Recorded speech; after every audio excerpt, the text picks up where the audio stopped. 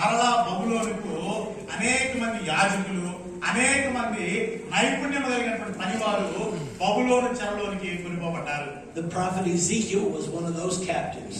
ఆ సమయంలో చెరలోనికి కొనిపోబడినటువంటి వారిలో ప్రవక్త అయిన హెజ్కియేలు ఒకడై ఉన్నాడు. And then the big event happened in 586 BC. తరువాత 586 BC-లో ఒక గొప్ప సంభవం జరిగింది. King Nebuchadnezzar of Babylon led a siege against the city of Jerusalem. బబులోను రాజు అయినటువంటి నెబుకద్నెజరు యెరూషలేము నగరం మీదకు దండెత్తి వచ్చాడు. He broke down the walls. ఆయన వచ్చి యెరూషలేము ప్రాకారపు గోడను కూల్చివేశాడు.